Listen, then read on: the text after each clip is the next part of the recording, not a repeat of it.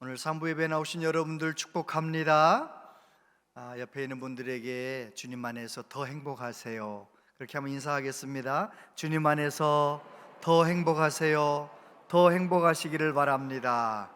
주님 안에서 더 행복하시기를 바랍니다.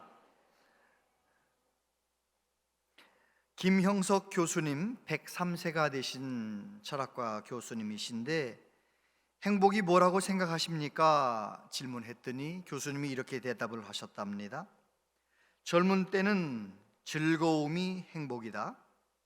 50대, 60대에는 성공이 행복이다.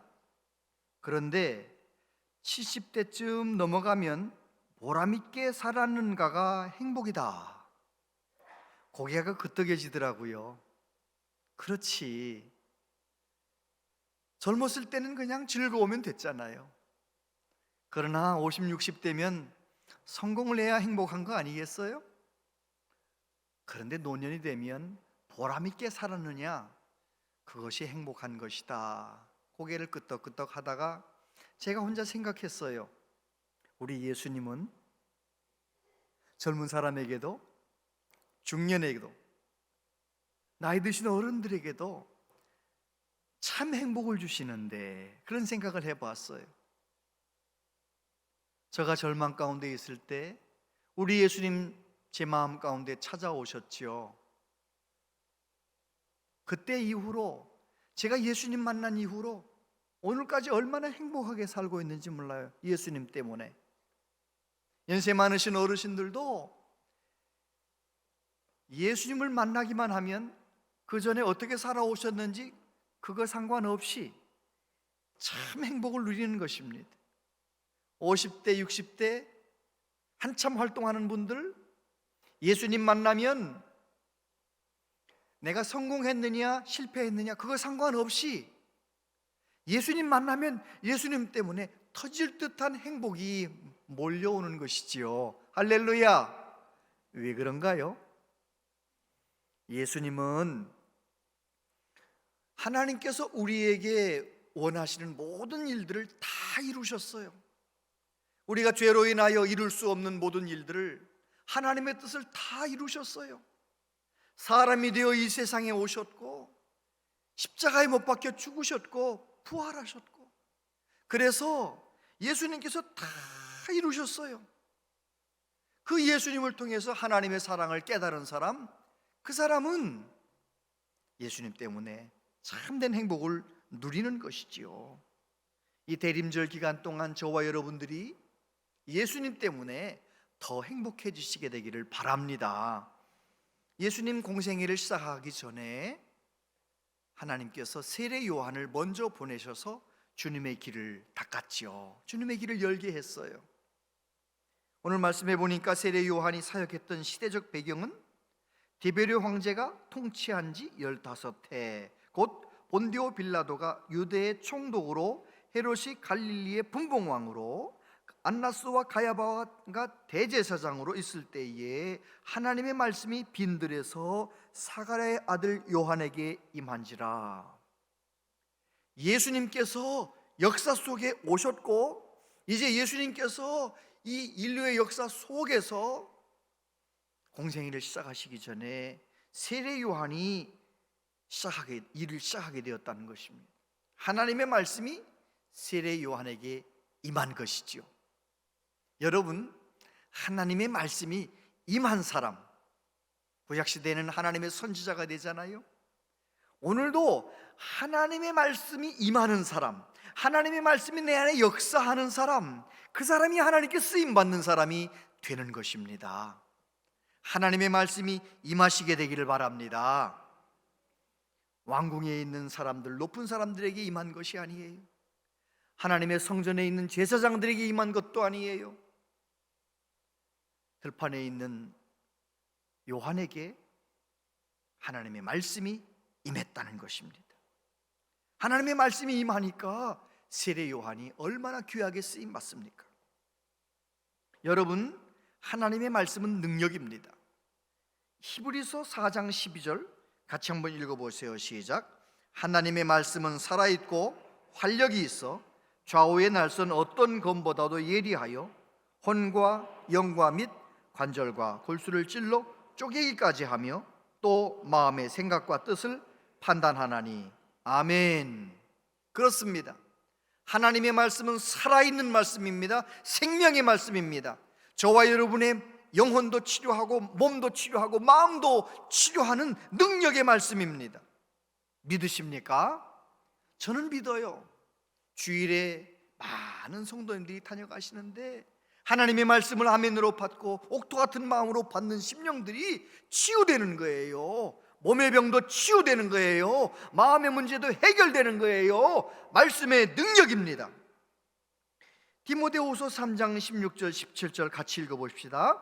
모든 성경은 하나님의 감동으로 된 것으로 교훈과 책망과 바르게 함과 의로 교육하기에 유익하니 이는 하나님의 사람으로 온전하게 하며 모든 선한 일을 행할 능력을 갖추게 하려 함이라. 아멘.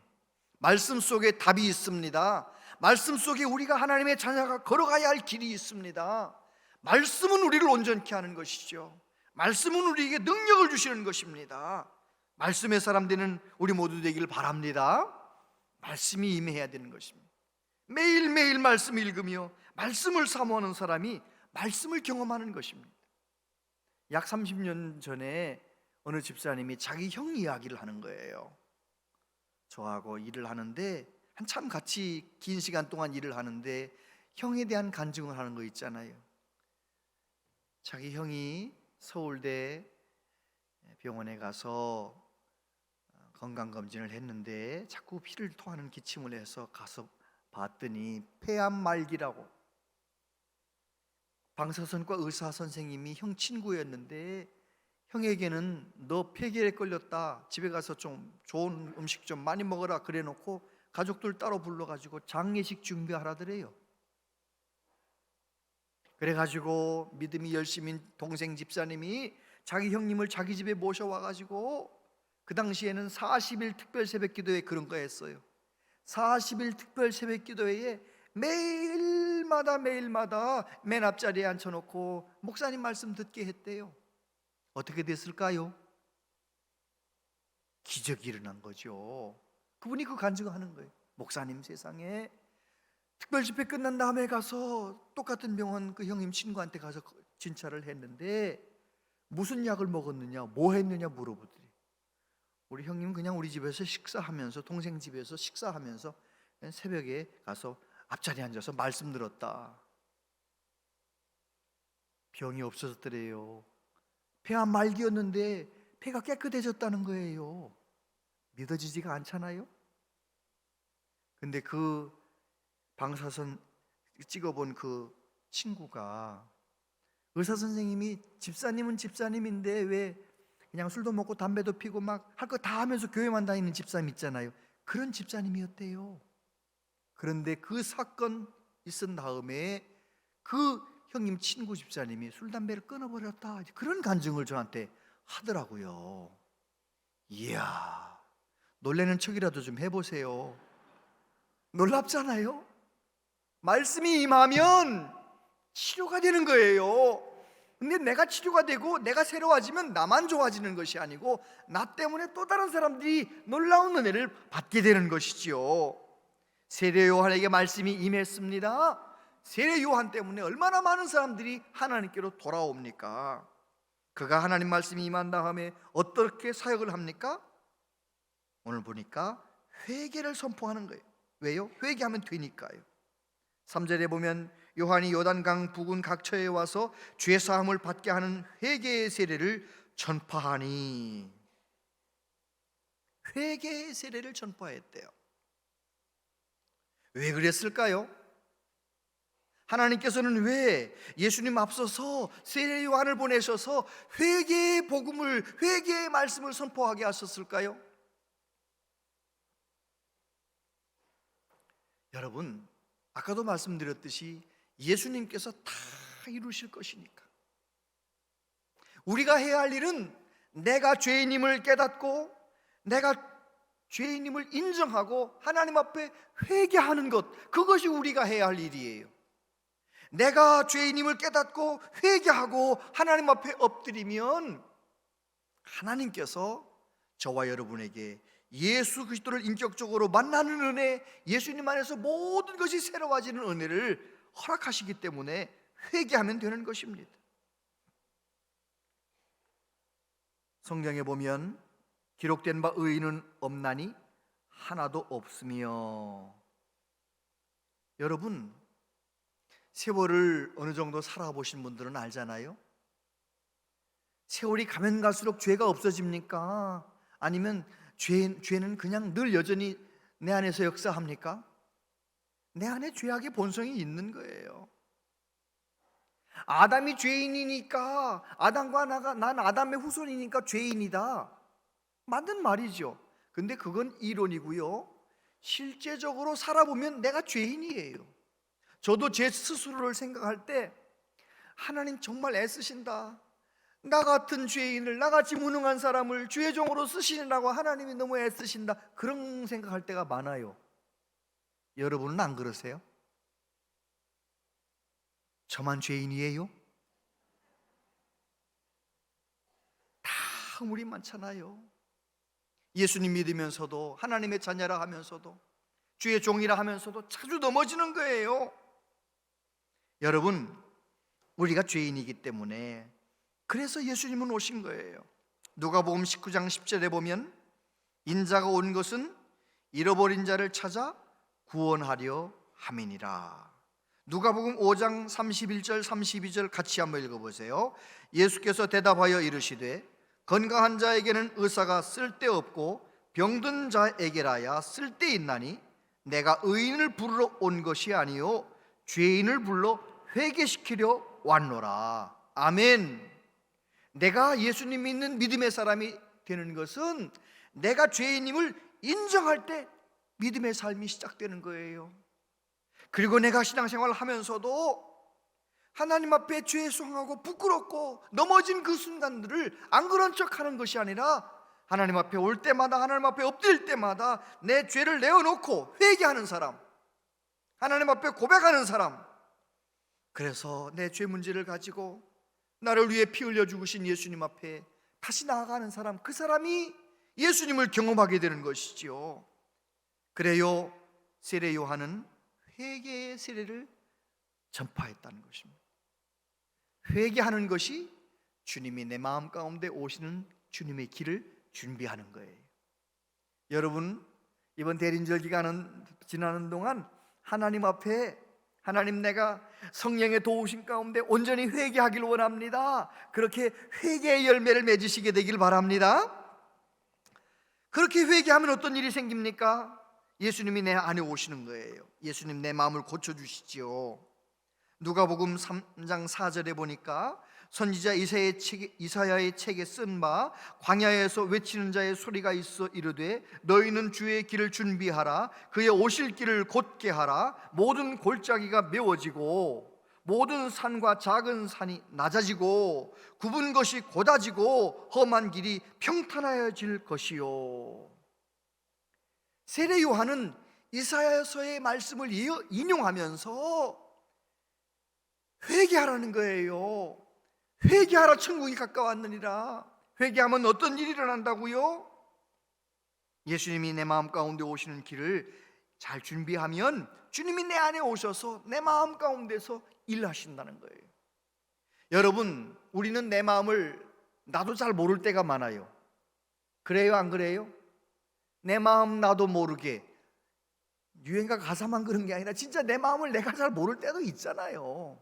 그런데 내 마음을 지으신 우리 예수님, 우리 하나님은 내 마음을 너무너무 잘 아세요.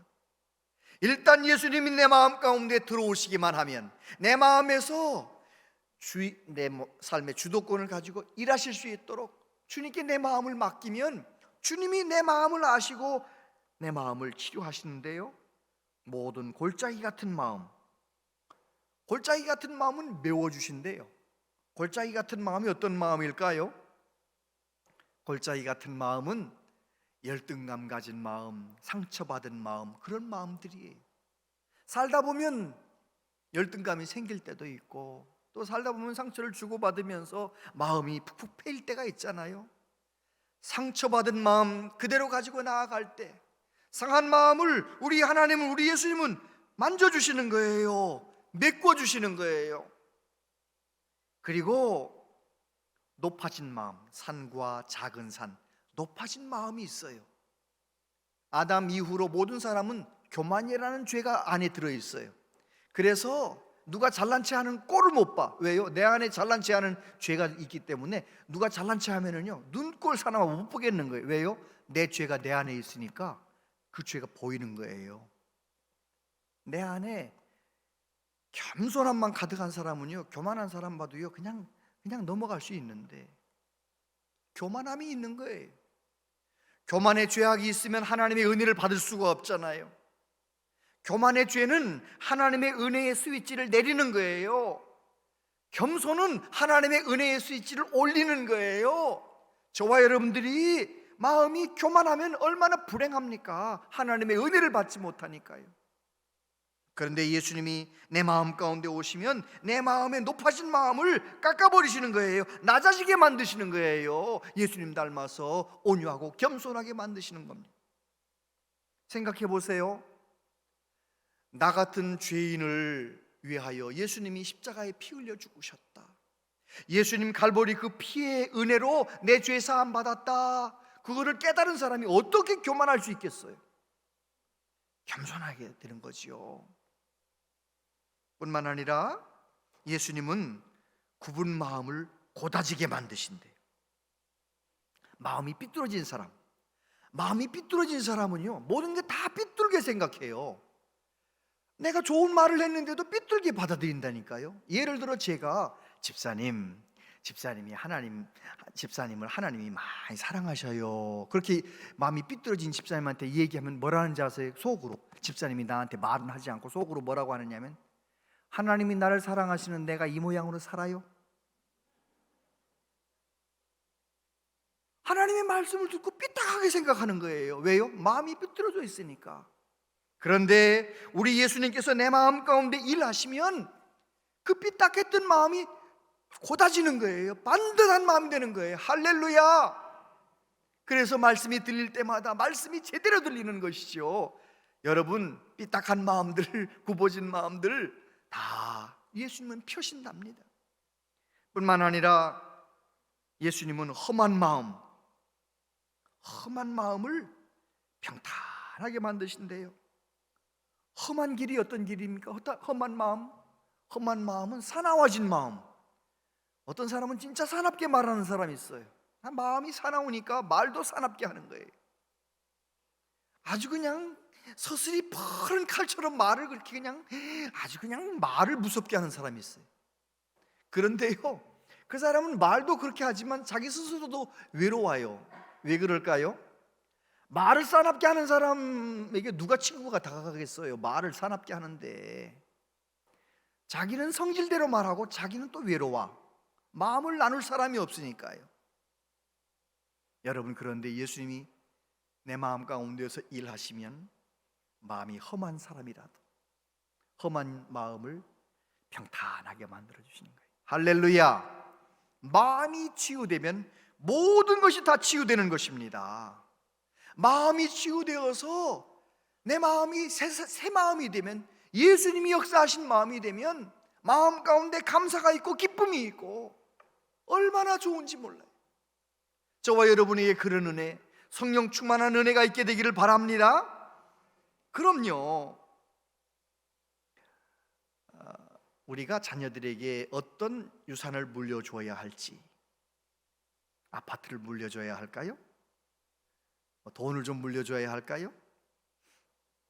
내가 하나님의 자녀라면 물론 여유가 돼서 물려줄 수 있으면 좋죠. 그런데 믿음의 사람이 자녀에게 물려줄 수 있는 최고의 유산은 믿음의 모습이에요. 2015년 12월에 마크 저커버그라고 하는 페이스북 창업자이고 최고 경영자인 이 마크 저커버그가 자기 딸 낳아가지고 어린 딸 기르면서 너무 마음이 좋아서 내 딸은 앞으로 좋은 세상에 살도록 만들고 싶다. 그래서 자기의 소유한 주식의 99%를 기부하겠다. 그런 뉴스가 나왔어요. 그럼 사람들은 계산하잖아요. 야, 이 사람의 주식이 얼마치 정도 될까? 계산해 봤더니 52조 2천억 원이래. 놀라는 척이라도 해보세요. 52조 2천억 원이 얼마인지 모르니까 놀라지 않으셨잖아요? 이렇게 하면 놀랄 거예요. 52조 2천억 원을 우리가 이해하기 쉽게 계산하면 이런 거예요. 하루에 돈을 1억 원씩 쓴다. 상상만 해도 좋죠, 그죠? 하루에 내가 내 마음대로 돈을 1억 원씩 쓴다. 근데 그렇게 1억 원씩 쓰면 몇 년 동안 쓰면은 이 사람 52조 2천억 원을 쓸 수 있느냐? 1425년 7개월 쓰면 다 쓴대. 이제서 조금 놀라시네요.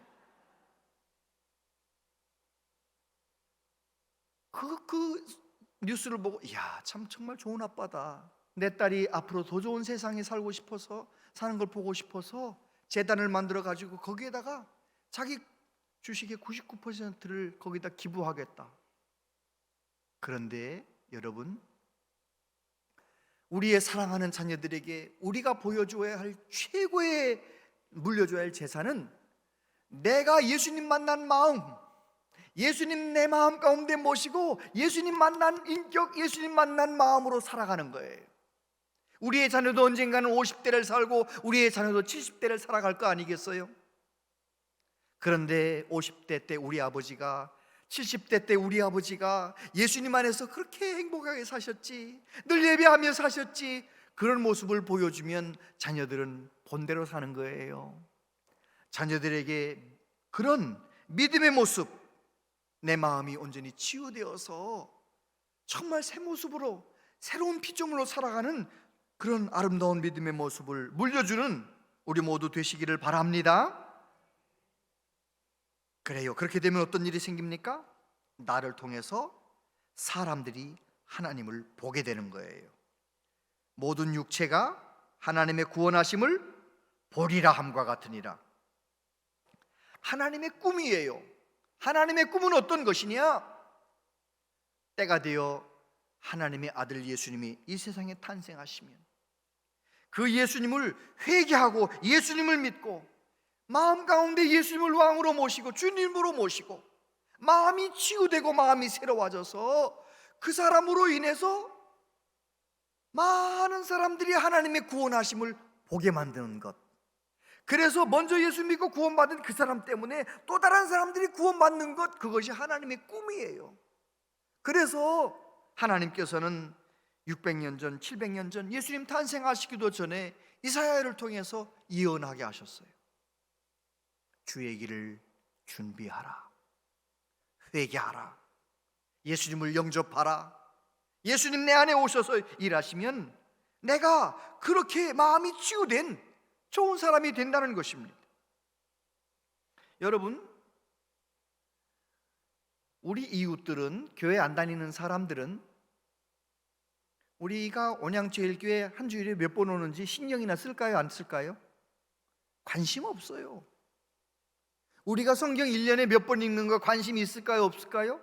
관심 없어요. 새벽기도 나가느냐 안 나가느냐 그런 거 관심 없어요.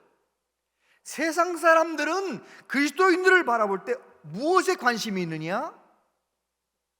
교회 다닌다면서 나보다 좀 좋은 게 있나? 나보다 좀 착하게 사나? 나하고 좀 다르게 사나? 그런 걸 보는 거예요.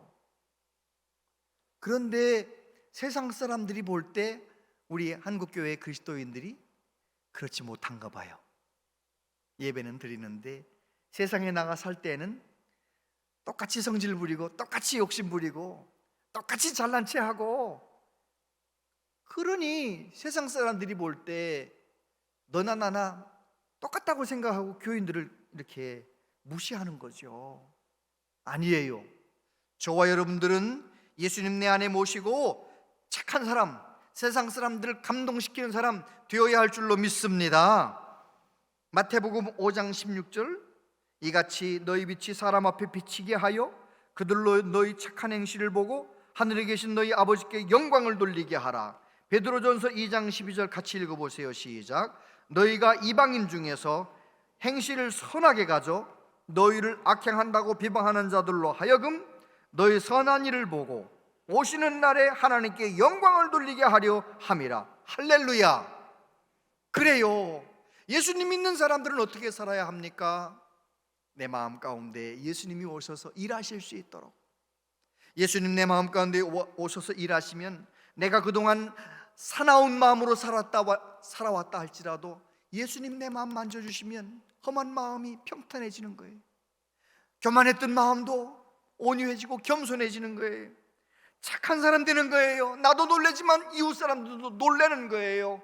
하나님 영광 받으시는 거예요. 할렐루야. 예수님 내 안에 오셔서 그렇게 아름다운 열매 맺으며 살게 되기를 바랍니다. 어떤 착한 사람이 소문이 궁궐에까지 났어요. 어느 마을에 착한 사람이 있다.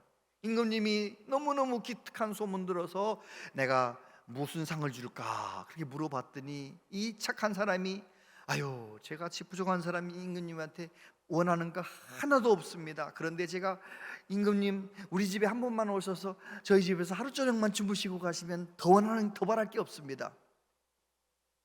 임금님이 참 기특하구나 그래가지고 여봐라, 내가 그 집에 몇 날 며칠에 가서 하룻밤 자고 오겠다. 어떤 일이 벌어졌을까요?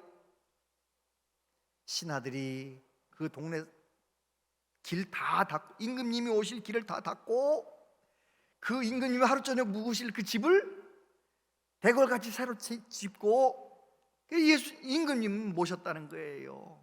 꼭 그와 같아요. 예수님 내 삶 가운데 나의 왕으로 모시면, 내 마음 가운데 모시면 내 마음이 치유되는 거예요. 내 마음이 치유되면 모든 것이 새로워지는 거예요. 할렐루야. 이번에 며칠 전에 월드컵 축구 보셨어요? 정말 저는요 그 부분을 손흥민 달려갑니다. 손흥민 막 이 장면 있잖아요. 그게 잠깐 멈췄다가 그 장면 있잖아요. 그 골이 넣는 거. 이야, 제가요 황희찬 골인 그 순간에 제가 막 거실에 일어서 가지고 제 아내하고 둘이서 막 좋아가지고 얼마나 그러고요. 그리고 어제도 토요일 날 설교 준비하다가 그 장면만 유튜브로 몇 번 돌려서 봤어요. 너무 좋아가지고. 왜 그랬을까요? 역전골, 16강 갈 가능성도 열렸지만 역전되는 골이 그렇게 좋더라고요. 여러분, 예수 그리스도께서 저와 여러분의 삶을 역전시키려고 우리 장로님 기도하신 것처럼 우리는 멸망당할 사람들이었어요. 그런데 하나님의 자녀로 역전시키셔요. 저와 여러분의 삶 어떻게 살아왔든지 간에 예수님 내 마음 가운데 역사하시면 전혀 새로운 삶으로 바꿔주실 줄로 믿습니다. 그래서 이 세상에서도 사람들에게 아름다운 영향력을 끼치고 하나님의 구원하심을 보여주며 살아가는 능력 있는 성도 다 될 줄로 믿습니다. 그렇게 되시기를 바랍니다.